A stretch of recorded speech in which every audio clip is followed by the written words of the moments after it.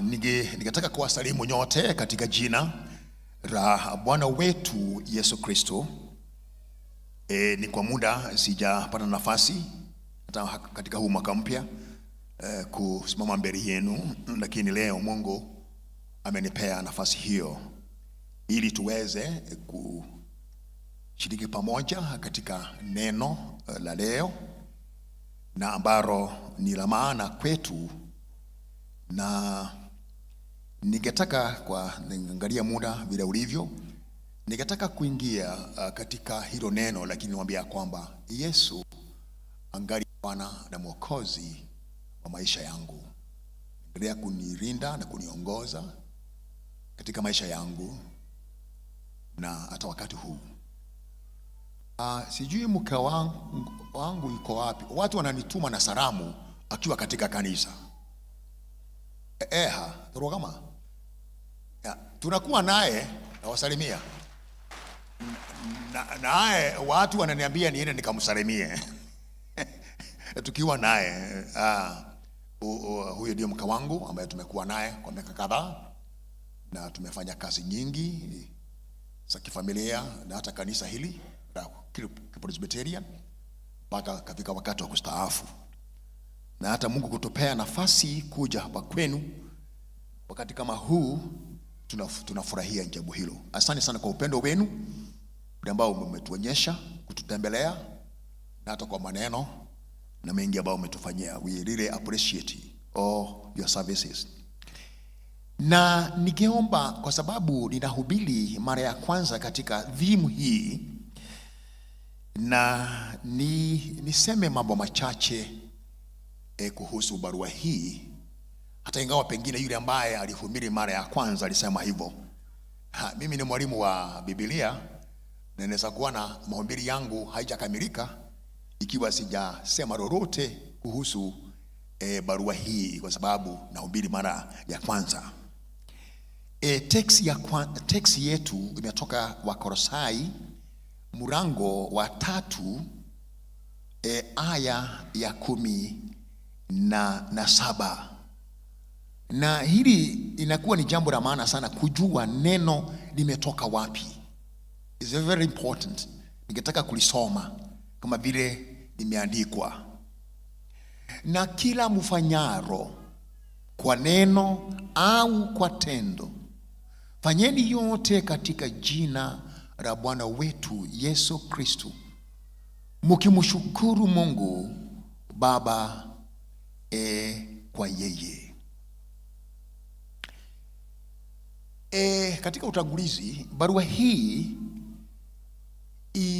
ni kati ya barua ambazo Paulo aliandikia kanisa ambalo yeye mwenyewe hakulianzisha. Lakini alipokuwa katika kifungoni, Epaphras ambaye alikuwa ni mchungaji pamoja na yeye, na hata katika kuanzisha hili kanisa, Paulo alihusika sana na alimpelekea mambo yote kuhusu kanisa hili na shida ambazo zilikuwa katika kanisa hili alipokuwa katika kifungoni kule Roma. Na ndipo anaandika hii barua baada ya Epaphras yeye mwenyewe kumtembelea na katika hili kanisa ambalo yeye hakuhusika sana, hata ingawa katika mashauri na instructions yeye alihusika katika jambo hilo. La pili, barua hili ni kati ya barua zile ambazo aliandika 13 Paulo yeye mwenyewe, ambalo anawaandikia watu wa mataifa, the Gentiles. This church was mainly wale ambao walikuwa ni wengi katika kanisa hili la Wakolosai, walikuwa ni watu wa mataifa. Wayahudi walikuwa ni machache sana. Na ukisikia dhambi zile ambazo yeye mwenyewe anazungumzia, ni mambo ambayo inatokana na watu ambao hawakuwa Wakristo hapo mbeleni, lakini wamekwisha kuwa Wakristo. Ni kama sisi, we are the Gentiles. Sisi ni watu ambao tumetoka katika mila zetu na katika dini zetu tukaingia katika Ukristo. Ndipo unaona lugha iko tofauti akiandikia wa Roma na wale wengine, because he addresses himself to the Gentiles. Na ndipo anawaambia kwamba you faithful, nyinyi waumini, nyinyi ambao mumejitolea, na pia brothers and sisters. Anawaandikia hili akamwambia, akata anawakumbusha, anamwambia kwamba mkumbuke katika maisha yenu ile muliishi kabla hamuja kuwa katika Kristo, na sasa mmekwisha kuwa wa Kristo. Na katika safari hii akawaandikia jinsi wanavyoweza kuishi na kuendelea. Na jambo moja ambalo amewaletea katika jambo hili ni siri, the mysteries of Christ, siri za kumjua Kristo, vile zile siri ambazo Mungu wewe mwenyewe alikufunulia, the secrets.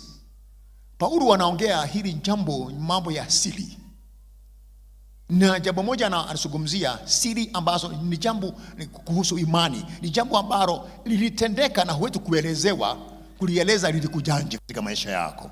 Even marriage, it is also a mystery. A mystery. Ni kwa nini ulimpenda huyo mume kati wanaume wengine, au huo mke kati wasichana wengine, and how do you live together? That's some of the mysteries. Na Biblia anawaambia mysteries of Christian faith, vile unavyoweza kuishi. Sasa baada ya kusema hivi, ningetaka kusema jambo hili. Ni kanisa baro, kwa sababu lilikuwa ni la hawa watu wa mataifa. Walikuwa wamekuja katika kanisa na mila zao na dini zao, na walikuwa wameanza kurudi nyuma, wa slipping back. Na ndipo wakati huu there were certain heresies ambazo zilikuwa zinaletea shida kanisa hili.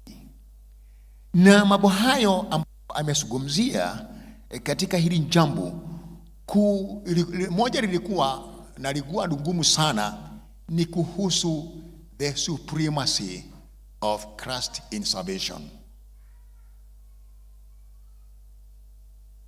Alizungumzia kusema ya kwamba hakuna wokovu kwa mtu mwingine na kwa njia nyingine, ni Kristo peke yake. There's no any other source of salvation.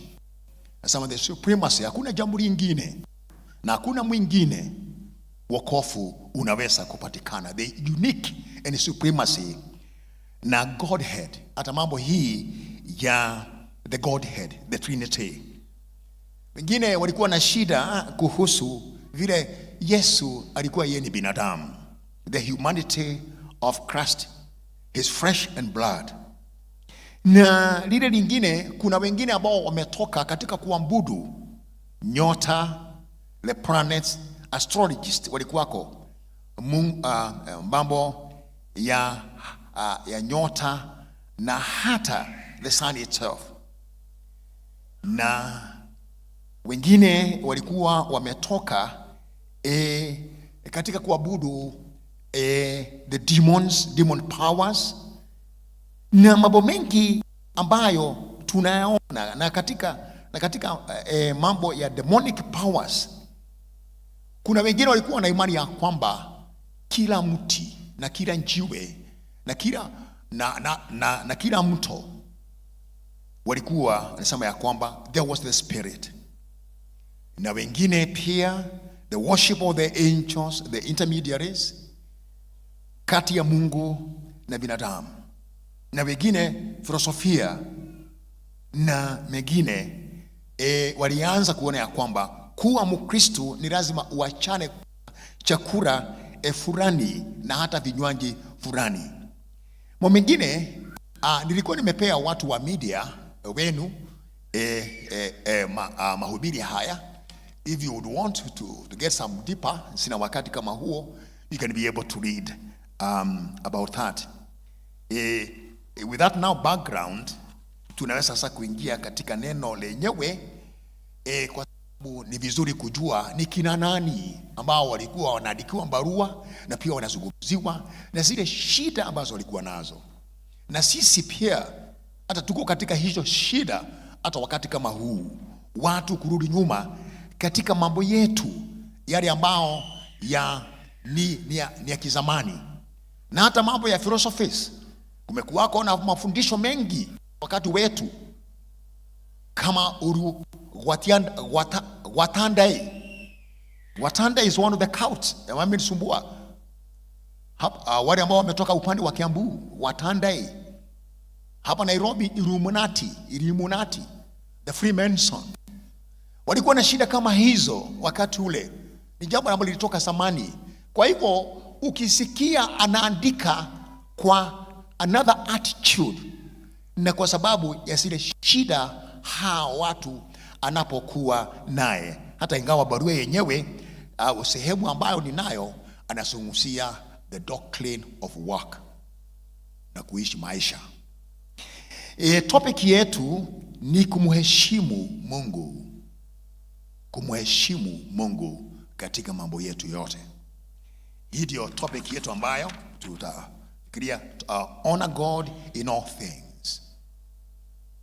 Kumheshimu Mungu katika mambo yetu yote. Ningetaka tujiulize, ni nini maana ya kumheshimu Mungu?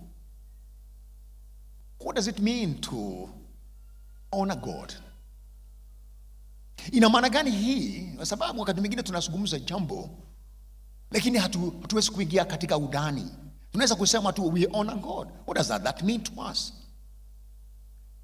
Ni mambo mengine ambayo inaweza kuonekana katika maisha yetu kuonyesha ya kwamba tuna ufahamu juu ya maana ya kumheshimu Mungu. Kumheshimu Mungu ni kuonyesha ya kwamba hakuna kitu kingine kiko juu ya Mungu katika maisha yako. It is the most valuable. It is showing that God is supreme. Mungu ndiye mkuu, ndiye wa maana, ndiye anaheshimiwa. He is the most respected, ndiye wa kuogopwa katika matendo yetu na katika maneno yetu, na pia hata in our heart, katika roho zetu, in our attitude, katika kumwabudu. Hatuwezi kumwabudu mwingine. That's what it means. Ni yeye mwenyewe ni kumheshimu. It is even obeying in worship. And mambo hayo yote yaonekane katika mwili wako na katika mahali popote na katika mambo yote na shughuli zako zote. All that is you, wewe mwenyewe katika mambo yote na mambo yale mengine. That's what it means to honor God. Na tunapofanya hivyo, ni lazima, kuna maneno ambayo mnaweza kusoma katika Revelation chapter 4 verse 10. Kama watu wa media wangeweka hiyo ingekuwa mzuri. Revelation chapter 4 verse 10 and 11. Na hata pia the Proverbs chapter 3 verse 9. Hii ukisoma inaonyesha mambo ya kuheshimu Mungu, ni kwa njia gani, ni katika sehemu gani za maisha yako unaona namna hiyo. Sasa hawa walipoandikiwa hii barua, how do we honor God in all things? Topic yetu, how do we honor? Je, ni kwa njia gani na ni katika mambo yapi ambayo tutamheshimu Mungu na ataonekana katika maisha yetu? Katika mlango huu, na ukiangalia aya ya 5, amesema hivyo vizuri sana. Put to death whatever belongs to the earthly nature. Na hayo mambo ambayo tutaachana nayo, ambayo itakufa katika maisha yetu yameandikwa, na anasema kwa Kiingereza sexual immorality, nasema mambo ya usherati. Ni lazima ili muweze kumheshimu Mungu na sheria zake katika maisha yenu, mwachane na usherati, uchafu, impurity, tamaa mbaya za mwili na hata za macho, the evil desires, mawazo mabaya, greed na kutamani na idolatry na ibada ya sanamu. Ukienda hapo chini verse 8 anasema get rid of, uachane na utoe katika maisha yako the anger, hasira, ghadhabu, uovu, matukano na matusi. Hao ndio mambo, tunapoachana mambo kama hayo tunamheshimu Mungu katika maisha yetu. Ukienda hapo chini anasema ya kwamba you clothe yourself, mjifalishe mambo haya katika maisha yenu: moyo wa rehema, compassion, kindness, utu mwema, humility, unyenyekevu, gentleness, upole na patience, na pia uvumilivu. Na tena akasema verse 11, kuna mambo makuu amesema hapa, akasema ya kwamba na katika Kristo na katika imani there's no superiority. Hakuna mtu ambaye ni mkubwa au mwingine ni mdogo katika imani. Ndipo anasema ya kwamba verse 11, there is no Jew or Gentile, hakuna Myunani wala Myahudi, kutahiliwa na kutotahiliwa, hakuna mgeni wala mchenzi, hakuna mtumwa wala muungwana. Christ is in all. Yesu yuko katika mambo yote. He is in all. Na hakuna katika Myahudi, mchenzi au mtu mwingine. Zote we are equal in Christ himself. Nakasema ya kwamba allow God, umkubalie Mungu aingie katika sehemu zenu za mwili, za maisha yenu, na katika jambo lolote. Allow God to enter in every aspect of your life. Na akasema ya kwamba tumheshimu Mungu katika imani yetu, katika kumwabudu, na hata pia katika njia zote za maisha yetu. Je, pointi yangu ya tatu, tukifanya hivyo, matokeo au ishara ya kuonyesha mambo haya hayamo katika maisha yetu itakuwaje? Itakuwa nini na nini? How God honors someone who honors him. Tukiangalia katika somo letu la pili, kuna watu wawili ambao tumepewa kama mfano na wanaweza kutusaidia: Sauli na Samueli.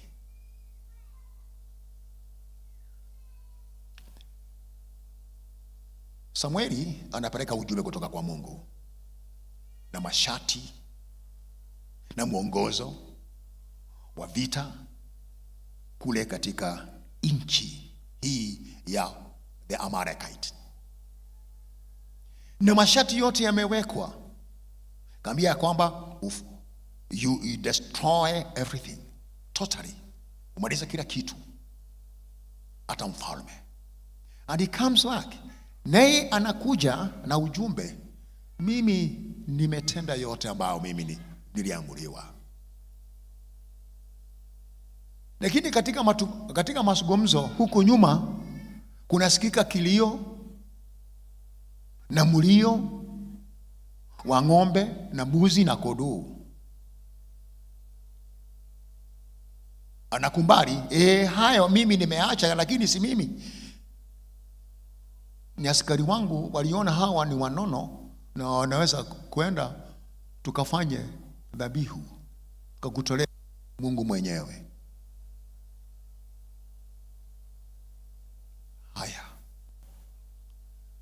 akamwambia ya kwamba kutii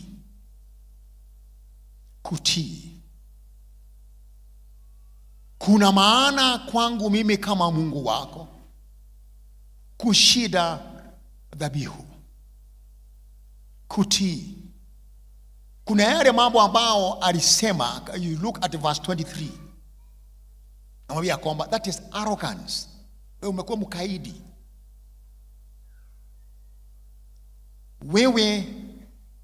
wewe pia umekuwa hata mwabudu sanamu, kwa sababu umesema anamdescribe kama bahai. If you look at verse 23, anamwambia mambo hayo yote. Kwa nini alimwambia hivyo? Ni kwa sababu katika kutoa dhabihu, wewe yule ambaye anahusika katika dhabihu ni mnyama na damu na nyama zake na hata pia damu yake is animal being offered. Ni mnyama ambaye anatolewa kwa niaba yako. Lakini kutii, it is your will. Ni wewe ambaye unahusika katika hilo jambo. It is you. Unahusika katika hilo jambo. Ni wewe ambaye unatii yale ambayo umeambiwa. Lakini dhabihu ni mnyama. Nasema ya kwamba hiyo ni ishara tu, na ninakubali kusema naikubali, lakini mimi naweka maanani mtu kutii. Si dhabihu, si mnyama ambaye ametolewa. Hata anapotolewa siangalii sana kama ni mnono au ni nini, kwa sababu hiyo ni ishara ya kuonyesha mimi nimejitolea. Akasema ya kwamba if it were your source will. Kwa hivyo tunapotii katika jambo, tunajihusisha katika hilo jambo. They become part of us, part of the will. Na hii ndio inakuwa shida. Wakati mwingine tunaona services zetu katika kanisa, huduma zetu, hata wakati mwingine matoleo yetu, they matter a lot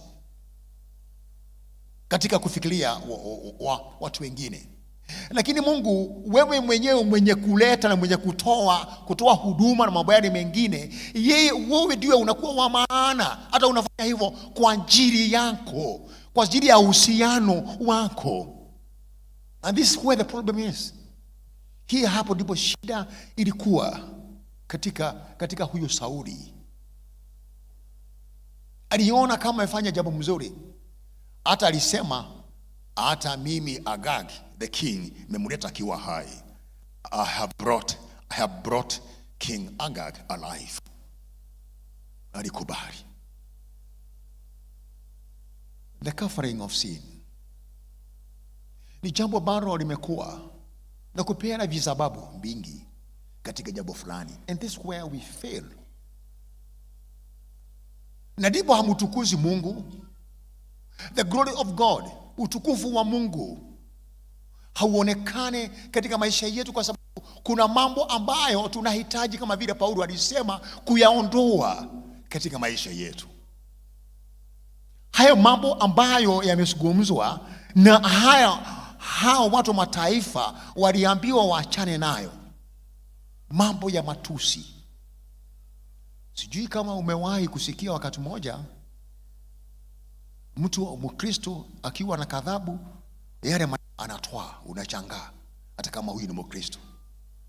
Matusi, the slandering, kutamani, the greedy, kutamani mambo, fedha, nini. Sisi zimekuwa ni shida ambazo zimekuwa na alitamani akaona ng'ombe, mbuzi na watu wale wengine.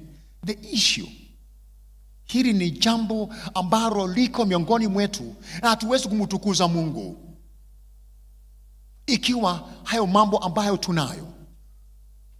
Na anasema ya kwamba muyaondoe na mujifalishe. Muyaondoe, you put to death.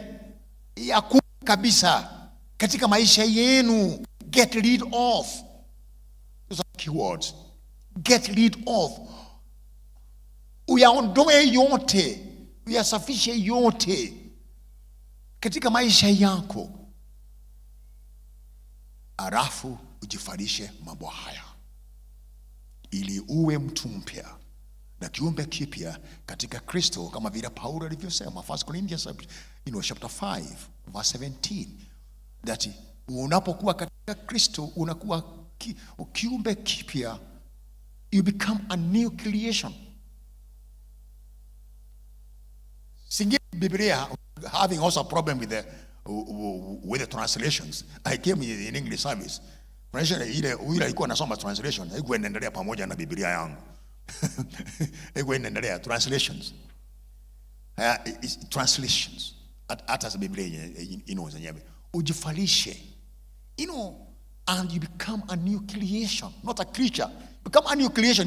Biblia zingine zimesema you become a new creature. Lakini nyingine inasema a new creation.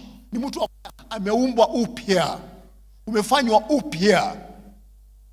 You have been recreated. Umeumbwa upya. Utu ule wa zamani umeondoka. Umekuwa na maisha mapya katika Kristo, katika mwenendo, katika mambo yote. Na hii tunapofanya, hebu niseme hivi, na nimesema hivyo. So to reject, kutokubali neno la Mungu, Sauli refused the authority. Hii ni ngumu sana. He refused the authority of God. Refusing the mamlaka ni kukana, alikana mamlaka yake ile ambaye alikuwa amepewa na Mungu, na akawekewa mafuta yeye mwenyewe kuwa kiongozi na mfalme. You see how we deny ourselves the authority of God when we do not obey utawala yule ambaye alikuwa amepewa yeye mwenyewe. So obedience, lakini tunamuona Samueli mwenyewe, he honored God. Alifanya yote kulingana na alivyoambiwa. Na hata akamwombea. Even he pleaded. He pleaded. Akalia, akamlilia. Ndugu zangu na dada zangu, hata Mungu akasema ya kwamba I regret, I'm sorry kumteua. Angalia vile Mungu anavyotulilia. Kulia, he grieves. He analia. He grieves. Na hata ikafika wakati akaona haikuwa jambo la maana hata kumuumba binadamu, hata kukupea hiyo kazi. Ukiangalia katika jambo hili unaona ya kwamba ili God repents, he regrets tunapokosa kufanya yale ambayo ametuambia. Tunapofanya yale mambo ambayo tunastahili sisi wenyewe kufanya. Kuna mambo mengine mapya, when you are new creatures, a new creation. Tunapokuwa ni watu wapya, you become a new man. Wewe mwenyewe kuna mambo ambao ni muhimu inaonekana na kutendeka katika maisha yako. He grant you the divine favor. Upendo maalum. You're given a divine power, divine favor. Kwa sababu ya kumenya mwenyewe. You get some special provisions.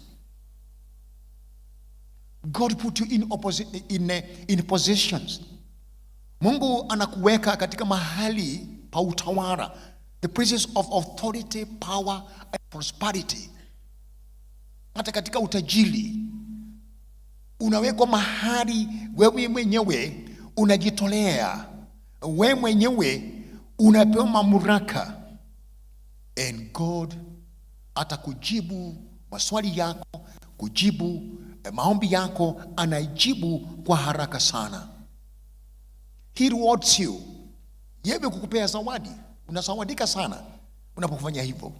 With good health, family, kazi, mambo mengine mengi.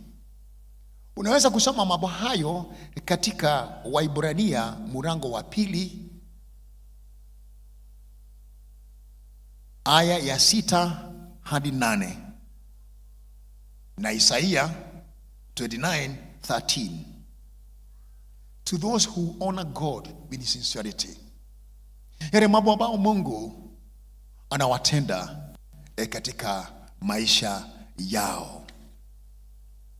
Na hivyo ndivyo tunavyoona tunapofanya. So hii maana hii, do all things to the honor and the glory of God. Ina maana gani? You honor and glorify God. Wewe mwenyewe utamtukuza na utamtukuza katika maisha yako. It is being loyal. It's giving loyalty. Wewe mwenyewe ni kujitolea. You become loyal kwa Mungu mwenyewe. Na kufikiria juu ya watu wale wengine. Na wewe mwenyewe kumheshimu Mungu kwa katika kazi zako zote. Na mahali tunapofanya kazi, mahali tunapoenda kupumzika, mahali tunapolala, and those other places. Huko kazini, huko nyumbani. Where do we go for our lecture time? Tunaenda wapi katika wakati wa sherehe zetu? And ndipo Paulo anasema ya kwamba whatever you do, katika jambo lote ambalo mwenyewe unatenda, katika maneno yako na katika matendo yako, uyafanye katika jina la Bwana wetu Yesu Kristo. Na kila kitu unapotenda, you take it to the presence of God. Ulete uwepo wa Mungu. You place it before the presence of God. That is the gauge unapofanya jambo hilo. Ndugu zangu na dada zangu, there's so many contemporary issues that are going on. Let's look at our marriages and our families. Tuangalie katika familia zetu na ndoa zetu, vile tunavyoishi. Hili jambo ambalo tunasema LGBTQ, makanisa mengine yamekataa, mengi yamekataa na machache yamekubali hili jambo. LGBTQ ni jambo ambalo linaonyesha vile sisi hatumheshimu Mungu kwa njia yoyote. Ikiwa tunafanya mambo kinyume na katika ubanji, mimi najiona kama vile nimesimama, mimi jifai kuwa mwanaume, ningetaka nibadilishwe niwe mwanamke. Sina haja ya kumuoa mwanamke kama vile nimeoa, nataka kumuoa mwanamume mwingine. This is a rebellion. We have rebelled against God. We have rebelled. Na hiyo mambo Mungu akiangalia kule, hii mambo ya LGBTQ tuangalie. Hata mambo mengine ambayo siku hizi tunafanya kutumheshimu Mungu ya mwenyewe. Tumeanza hata kubomoa makanisa kama hili because of our own selfish. Kuchoma, kubomoa makanisa, watu kupigwa tear gas kama vile tumekaa. Mambo kama hayo si hamwezi, hiyo si kumheshimu Mungu. Na wale wanafanya wanasema ni Wakristo, hata wengine wana ushuhuda hata katika uongozi. Mambo kama hayo mnaona kama ni machache. Watu hawakubaliwi waombe, wanapigwa na tear gas, watoto na watu wale wengine. Na kanisa kama hili ambao because we are all selfish need, ati unajenga manyumba, unafanya nini, unakuza nchi. Kanisa kama hili unabomoa. Take it lightly. Kwa Mungu yeye mwenyewe ni kutumheshimu Mungu yeye mwenyewe. A church can be preserved. Hata ukifanya mijengo hii mingine au mambo yale mengine, because sisi tunataka kumheshimu Mungu. Ni nyumba ambayo watu wanaabudu miaka 25 au zaidi, imekuwa pale. You don't care where they go, hata kwa wapea plot. Mungu atusaidie. Msione kama mambo kama hayo kama ni jambo rahisi. Demolition churches, and even msione kama ni jambo rahisi. Kanisa kifika wakati imekoswa kutatua shida zao, wanapeleka katika secular court. Paulo ameandikia hilo jambo, ati shida zetu tunapeleka kama Wakristo ambao Paulo ameandika vizuri sana in 1 Corinthians. We can't be able even to solve our own problems. We are going up to the secular court. We have lost the authority. We have lost the consciousness of the society. Ni lazima mambo kama hayo tuangalie na tubie Mungu atusaidie. Angalia vile watu wameuawa katika imani na kufunga.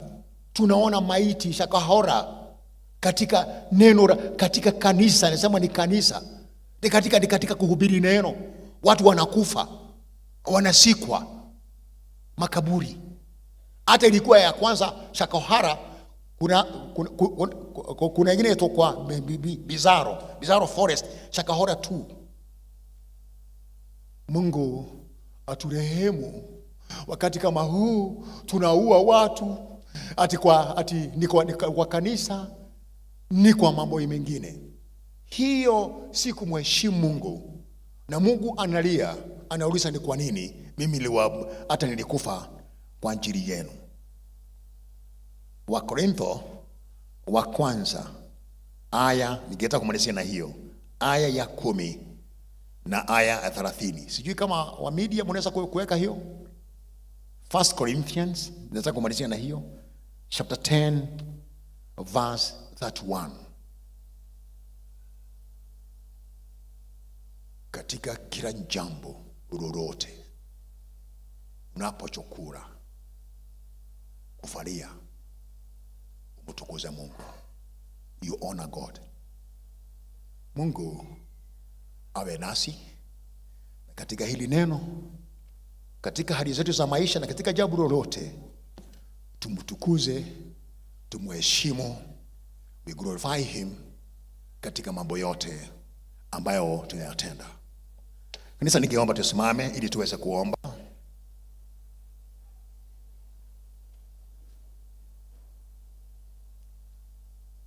Wameweka, nilikuwa na disipline kuangalia, nilikuwa nataka kumalizia basi murapo au munywapo au mutendapo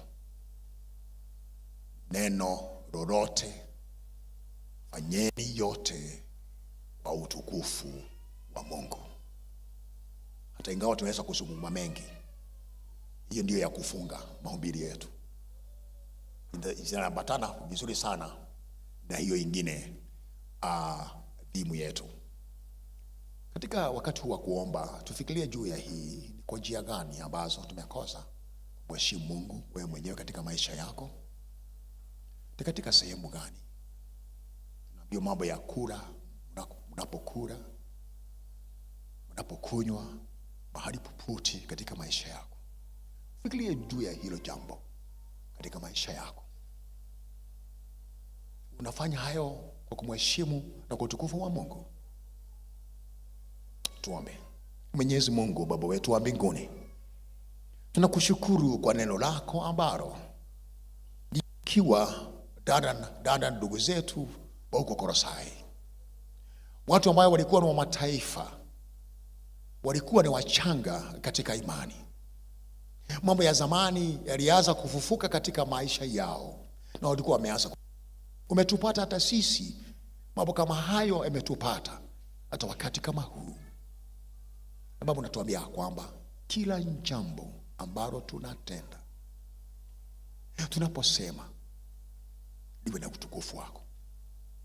Baba, angalia roho zetu, maisha yetu, hapa kanisani, huko nyumbani, mahali popote, yale mambo ambayo tunayotenda. Je, tunakutukuza mwenyewe? Tunakuheshimu wewe mwenyewe?